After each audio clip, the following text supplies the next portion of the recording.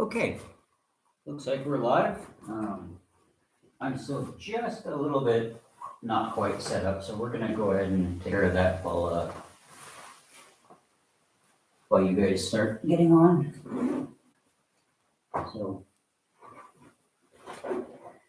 today, and should probably go over the theme, etc., that we're gonna be going over. That'd probably be a good thing. So today we're gonna be talking, because we're a couple of days out from most of our friends' major holiday, which would be Christmas. We're right smack in the middle of Hanukkah, and there's all kinds of interesting stuff going on around us. So I figured today would be a good day to talk about generosity, giving, and we're going to do two things, right? So the first thing that we're going to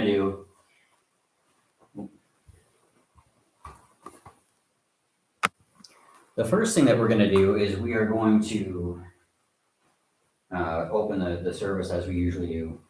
And I will be reading one very short actual Dharma passage, and then we're going to have some fun with a well, we'll have some fun with the passage that I let's call it what it is, right? So I am a part of a certain Buddhist humor group, and we were talking about does Buddhism have any kind of like Santa? And I was like, no, but if we did, we'd be borrowing them, and this is how we would do it, right? And so historically speaking, when Buddhism went into different areas, what our predecessors would do, is they would go into the area and say, oh, well, you have this deity or that deity. So we've got this scripture, right? And they would write the scripture to kind of match that. Oh, well, we've got the scripture saying that your deity and our Buddha had, and the Buddha had a conversation, and they got together and said that, and your deity said, oh, hey, that's really great what you're teaching. I'm going to be a Dharma protector from now on, right? So I'm going to protect you and your followers. And the early Buddhists were, when they did this, it was like, oh, hey, well, okay, so you're not making us give up our gods and our deities and our this, that, and the other divine beings, whatever.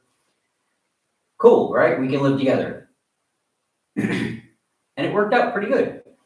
So fast forward to this humor group, and I may or may not have built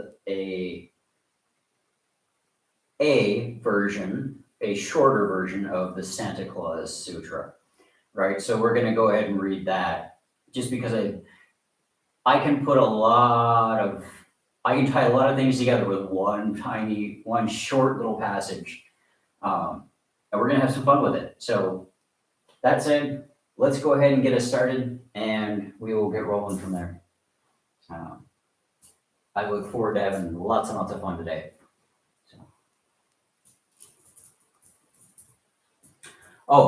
Actually, one more note before we begin. You may have noticed that I am not in the usual temple. I'm not in the usual chapel facility, and I'm not even in the usual facility that I've been using before we got to use the chapel facility. Now, the reason for that are twofold. One, I'm not using the chapel facility because it seemed like an incredible waste of resources, since most of our people, the vast majority of our people, are off on holiday block leave doing other things and not here. So it made no sense to sit there and be like, oh, well, let's just open up the chapel and yeah. So I didn't do that. Now, why we're not upstairs in the usual space is because I have something to be very grateful for, which I'll be talking about a little bit later. Mostly in terms of, actually, you know what? Forget that noise. We're going to talk about it now. I apologize that we are kind of like going off into left field. We got all kinds of announcements today. Maybe that's just the way it is today. So the reason why we are not upstairs in the usual spot with the nice window, with the nice trees, right, is because we finally got this adoption thing figured out. Little one has been adopted. So we have a daughter now. Yay. And I'm incredibly grateful for that. It finally came through. And so as we were, we talk quite a bit we talk quite a bit over Facebook Messenger and other or other platforms. And one of the times that we were chatting is we were sitting there. I was upstairs. I was kind of showing little one, the different rooms in our place, and she requested that room. So I said, okay, well, let's move the Buddha out of there and move the Buddha downstairs. So yeah. So I think I'm being generous, and I'm being grateful at the same time with that. So that's where we are right now. And we're gonna go ahead and get started. Yeah, I think it's enough announcements for right now. So.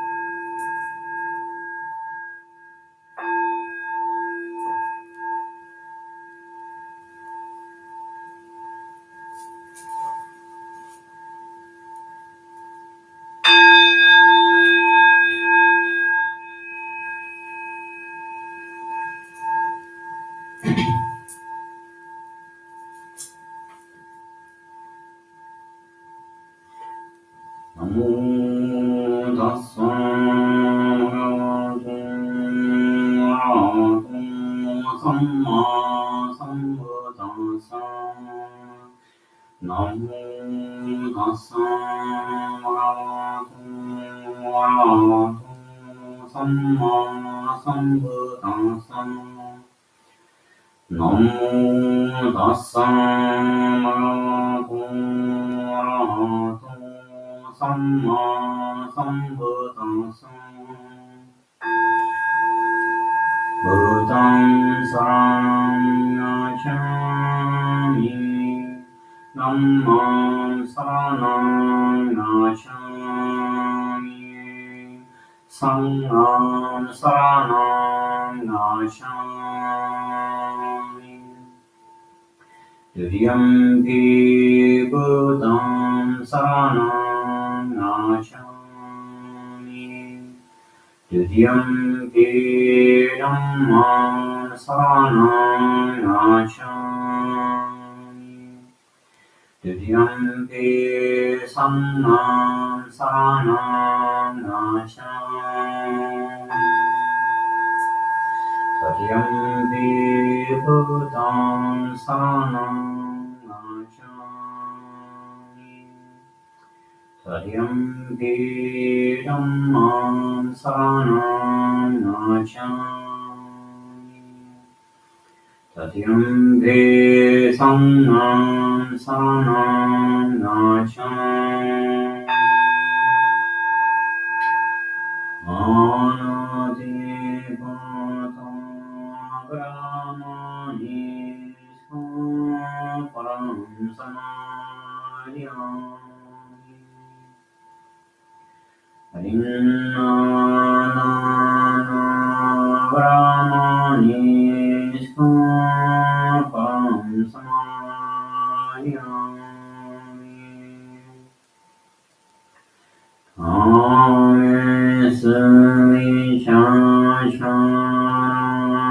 Brahmani param samadhyami.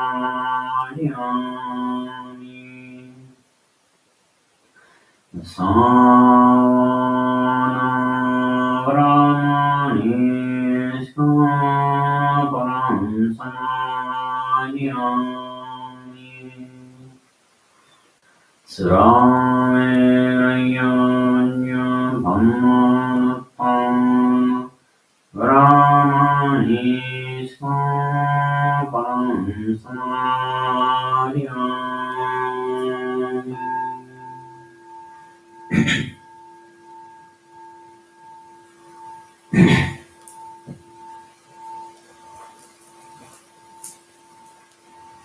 Okay. Oh, actually, after last, not last week, but the week before last, I should probably ask, you guys hear me okay?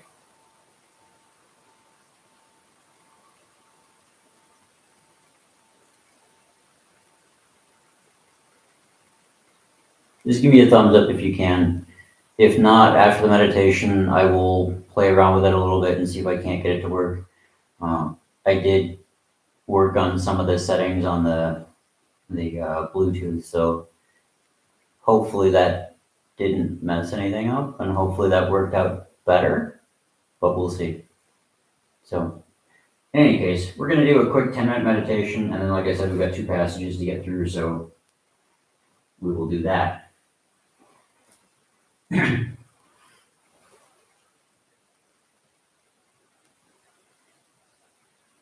I'll go ahead and give you like maybe 10 seconds, and then we'll go ahead and get started.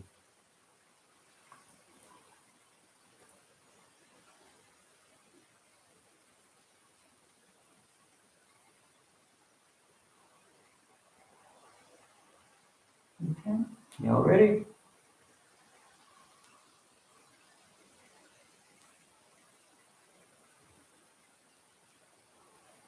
So let's go ahead.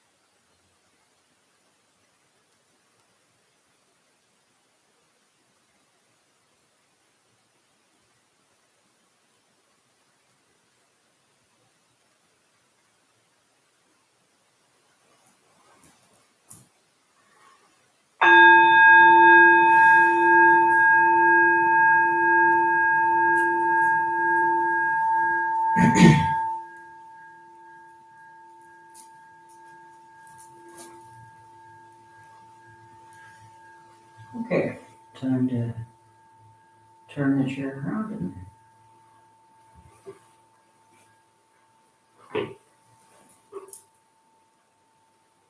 grab the Dharma quick, and then we will go through it.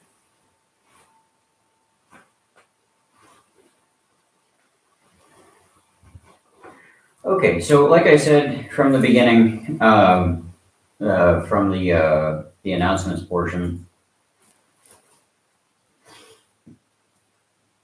we're going to be doing one quick passage, or perhaps two, on the Buddhist thoughts on giving and the Buddhist thoughts on generosity before we move into a slightly more tongue-in-cheek version of how the Buddha would probably, at least in my opinion, how the Buddha would react in a situation where he has to explain giving and such.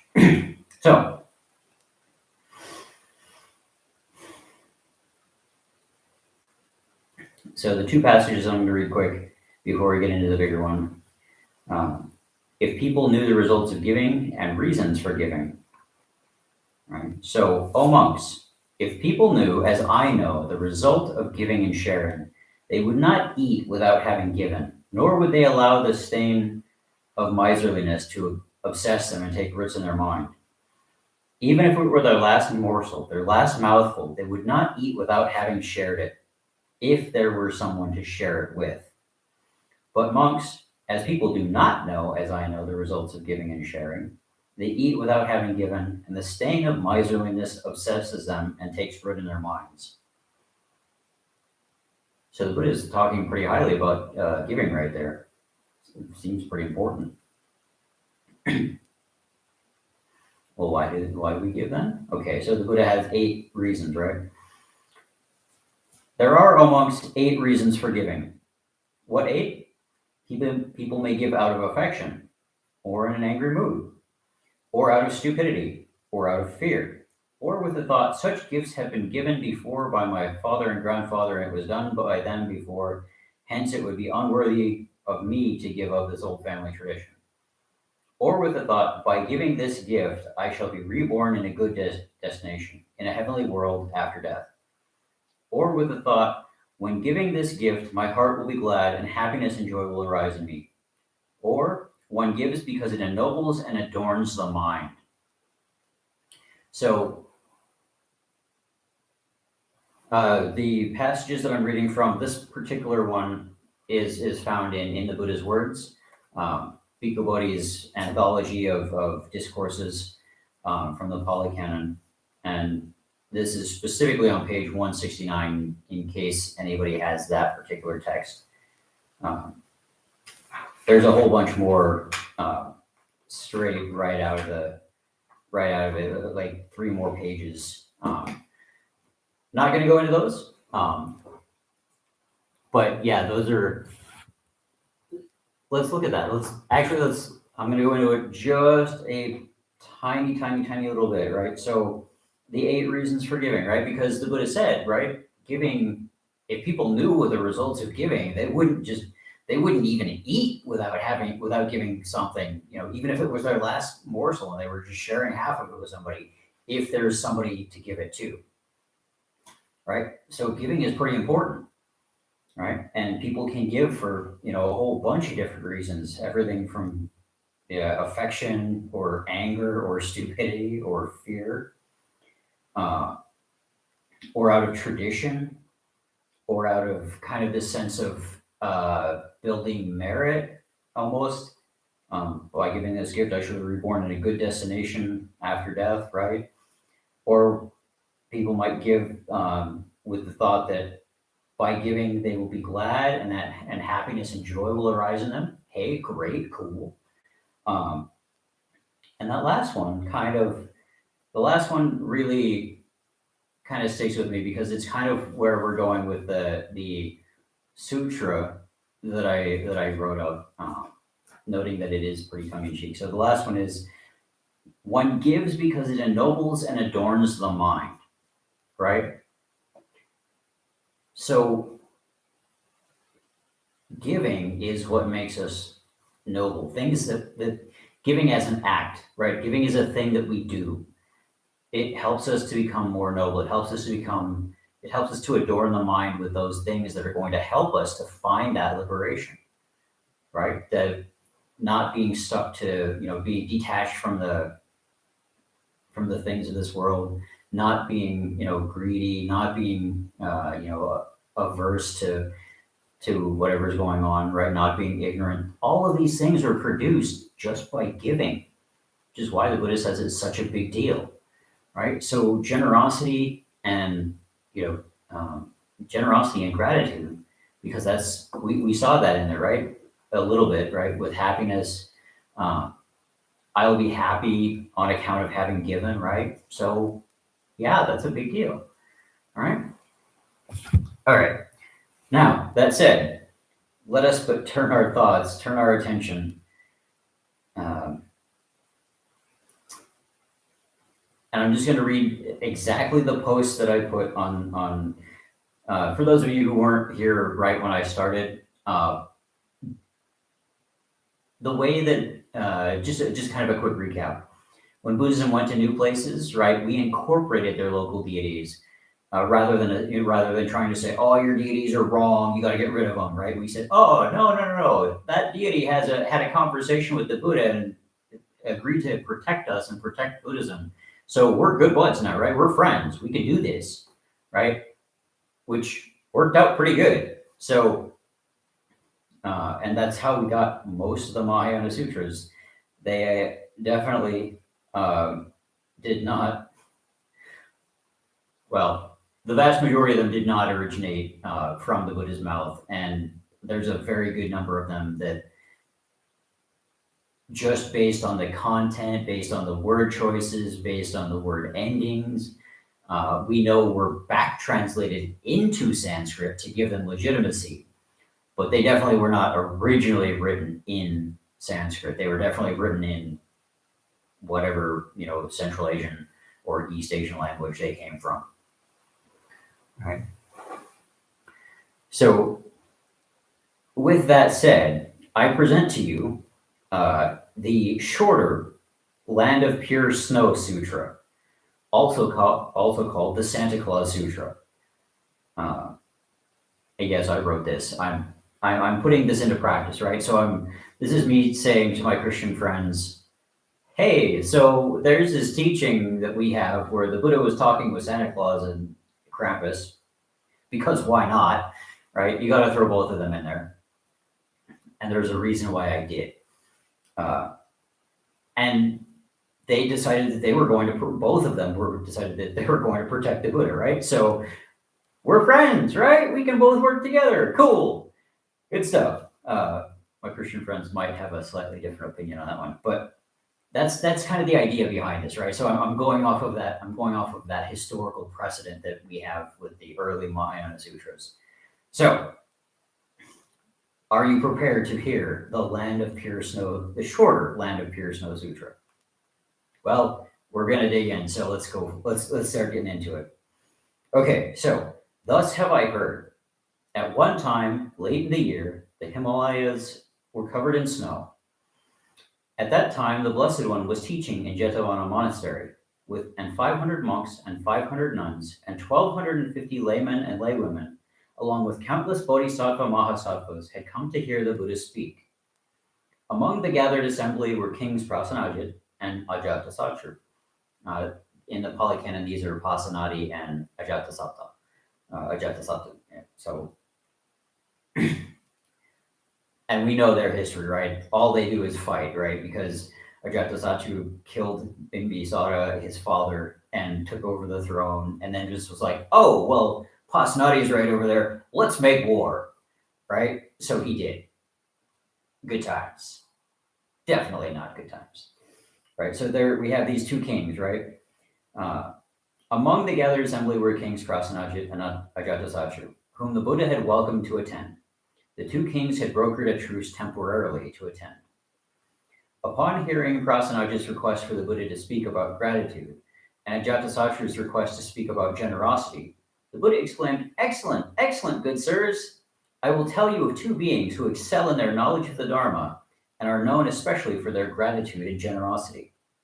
Listen, and I will speak." "Yes, good sir, we will listen," they replied.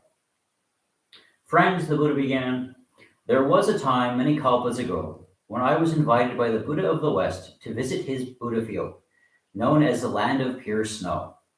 Traveling there as fast as one would stretch a bent arm or bend a stretched arm, I visited this Buddha field and found it beset by two warring beings, known in this Buddha field as Klaus and Krampus. These beings fought mainly over how to treat the children in that Buddha field when the children's mindfulness and generosity faltered and their gratitude diminished." King Prasenajit nodded sagely and asked, "But teacher, in what ways did they argue? What were their methods? And what were their results?"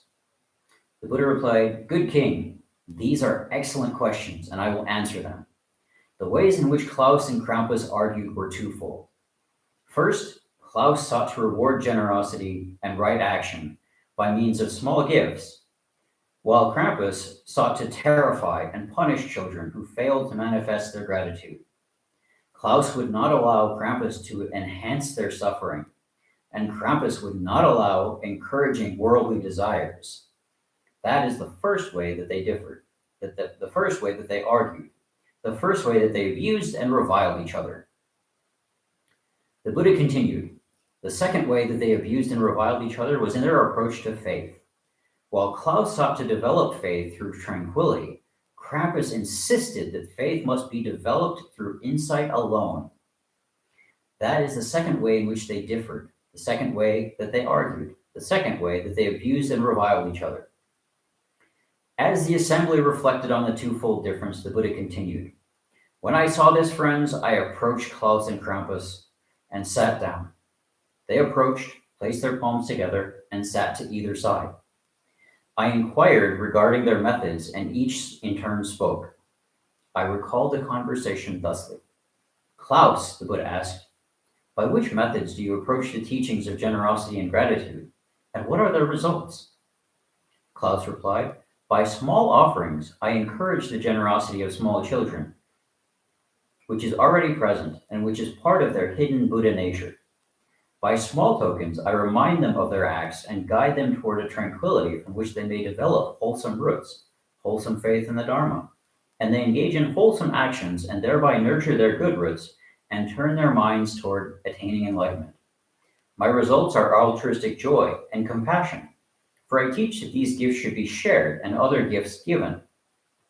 And I teach these children that the best gift of all is the Dharma, a Dharma of loving kindness for all sentient beings.' When it was Krampus's turn, I also asked," the Buddha continued, "Good sir, by which methods do you approach the teachings of generosity and gratitude, and what are their results?"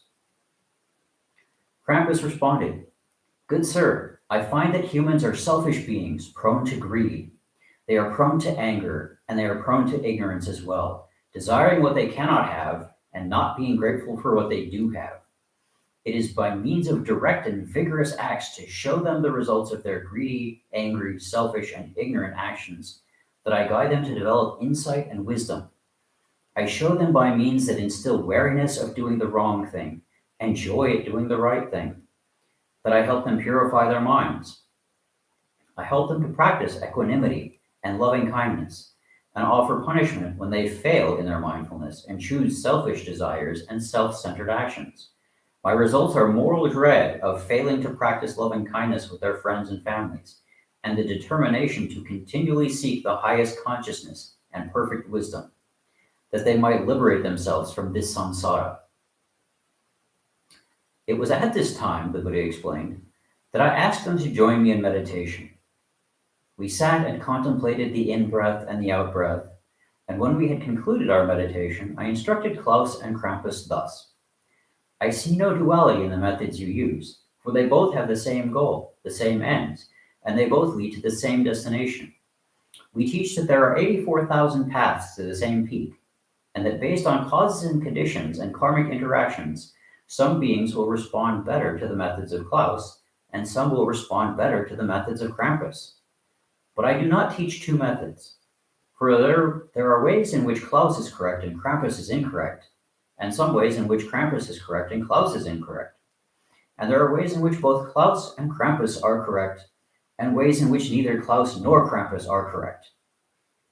Friends, the Buddha explained, when Klaus and Krampus saw the truth of this, they both laid down their differences. They both laid down their arguments. They both ceased to abuse and revile each other. And both Klaus and Krampus bowed to each other, ceased their animosity, and bowed before the teacher and requested permission to become protectors of this excellent teaching, this excellent Dharma. It is in that way that Klaus and Krampus became Dharma protectors, and they have remained in concord with each other since that time. At that time, upon hearing this teaching, King Ajatasattu and King Prasenajit marveled at this wonderful Dharma and immediately ceased their hostilities and vowed to be in concord, serving as living examples of the concord of Klaus and Krampus in this world. The assembly delighted in hearing this and praised the Blessed One and his many ways to reach the hearts of living beings. And the Buddha concluded by reciting in verse to all the assembly, "It is excellent to be in concord. It is excellent to see the truth taught by the Buddha. If warring beings who abuse and revile can come to insight and tranquility, then by the truth of this Dharma, they will find Klaus and Krampus within. They will use the appropriate method, and by this wisdom, that generosity will increase. By this wisdom, gratitude will increase. By this teaching, we will practice loving kindness. By this teaching, we will practice compassion. By this teaching, we will practice altruistic joy. By this teaching, we will practice equanimity. And by this teaching, we will achieve liberation." Thus have I heard. So, that is as absolutely silly as it is, that is my contribution to the Dharma. All right, and I'm going to scoot a little bit forward just so I can read some of the comments. All right. So, really like the story. Post a copy somewhere. It's actually up on the, what's the group called?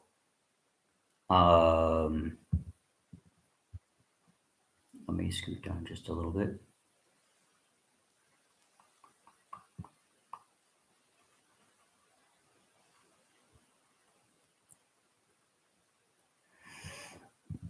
Oh, Buddhist Humor 2.0. So it's on Facebook and you can find it there. The original post that I was kind of responding to is question to experts. Is there an analog of Santa Claus in Buddhism?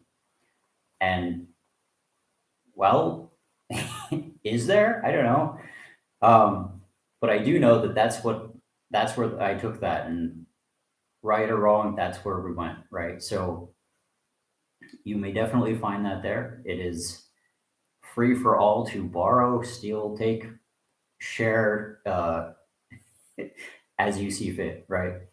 Someday, somewhere, maybe I will find somebody who can back translate it into Sanskrit, or a group of scholars, right? Because these things were never translated by one person. They were always translated. There was a whole group of people, a whole set of people who were involved in the translation process. Maybe I can find a group who are willing to add this one to the to one of the many canons. But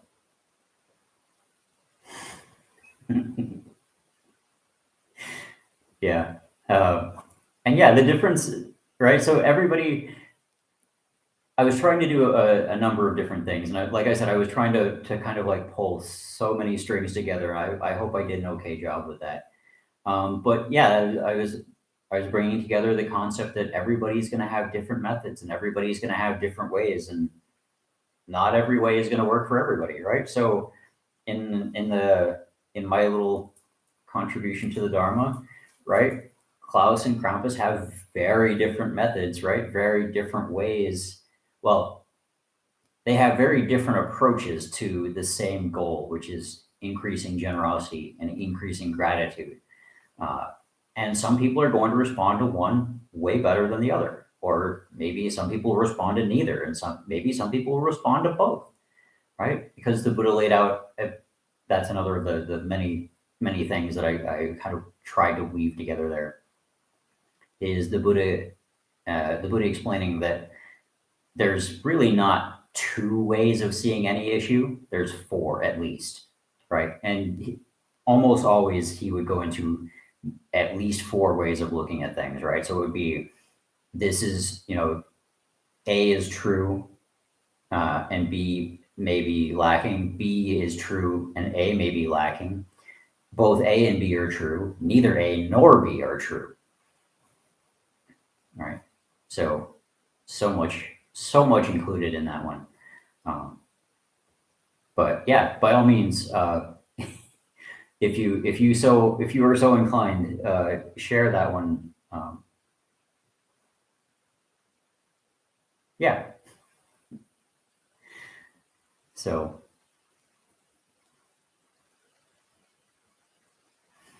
Okay, so maybe I should be, maybe it's my turn to kind of like step back and say, okay, well, what did you guys learn from that? What Buddhist lessons did you see in there? Because there was a whole bunch. There was a lot.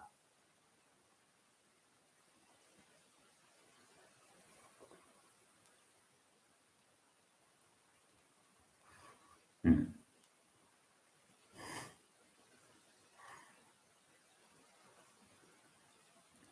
As a weirdo myself, knowing that I still have something to contribute while being a unique person is good. Okay, good. Yes, definitely take that out. That we can all contribute and we can all do things.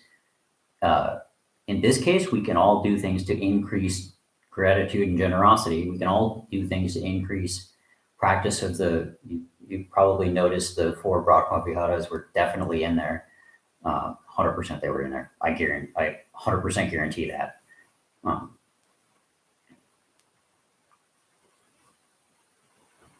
so.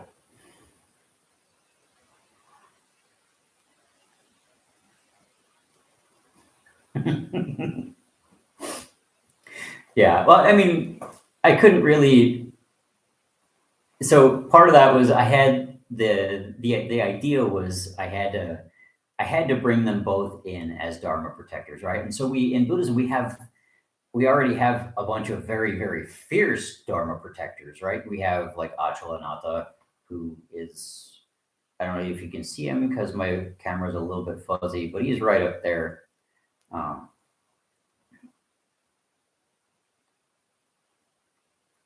but I couldn't bring either one of them in and say, oh, well, this guy's right and this guy's wrong. I had to bring both of them in and say, oh, okay, let's use this as a way to say, we can figure out how to be in concord, right? Because the Buddha did talk a lot about that too, right? How to live in harmony with each other. So,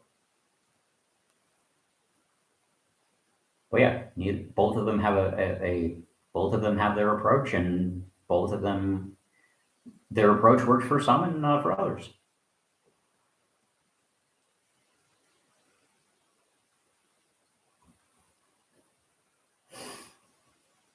So he was able to analyze two methods clearly too. I like that. Well, thank you. That was, again, this is paying homage to the Buddha and how the Buddha kind of operated when he was addressing these kinds of questions and looking at not just one side of thing, but looking kind of in depth at and contemplating and reflecting on all sides of a thing. So bringing those two sides in was kind of like homage to how the Buddha approached. Well, okay, we've got this, and this is how this works, and this is how this works. And it's not always just a one faceted thing. It's not always a one size fits all thing. It definitely has. There are different methods that work, right? So like when we talked about self in the past, we've talked about the concept of, and not the concept of, we bring up the quote that the Buddha is pretty well known for: to those who teach, or to those who believe in a self, I teach non-self. To those who believe in non-self, I teach a self, right? There's no one way that's going to work for everybody. And it's getting us to think about that and getting us to look at it and examine it and kind of contemplate and reflect on what we're seeing, that we really get to kind of address that. And so that's, yeah, that was where I was going with that.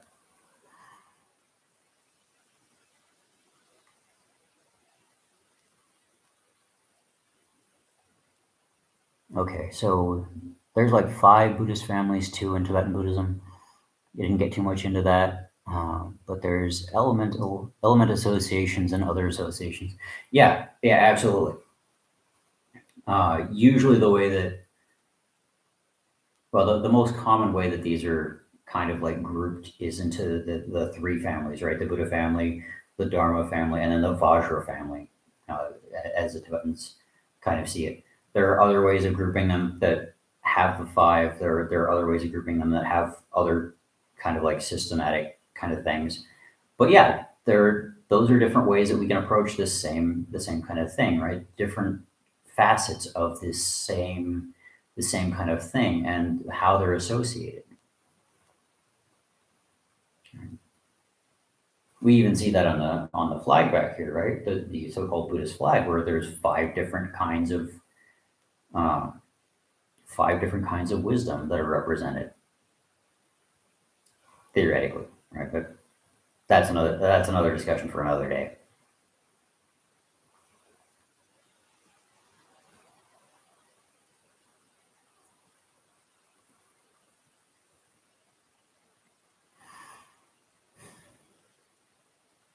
But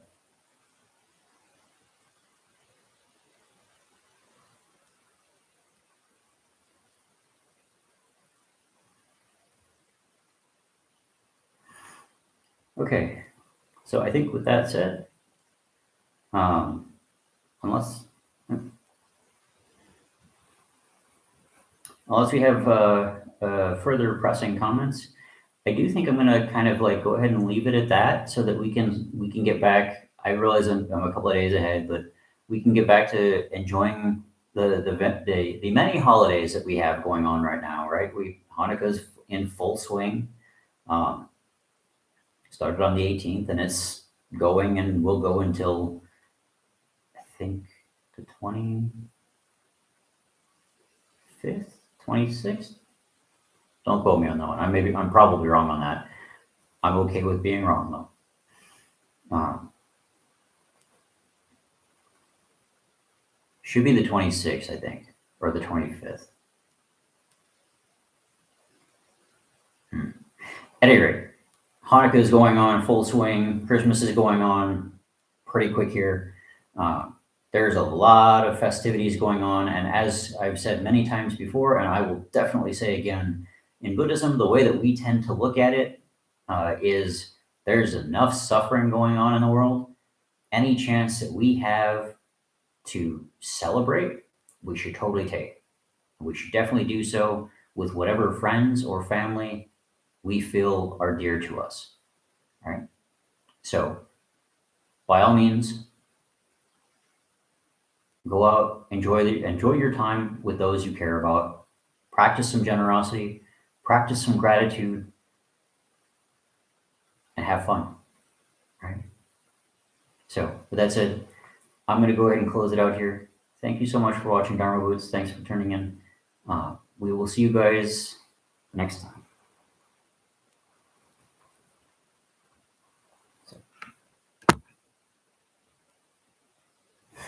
You too, man. Take care. Happy holidays, guys.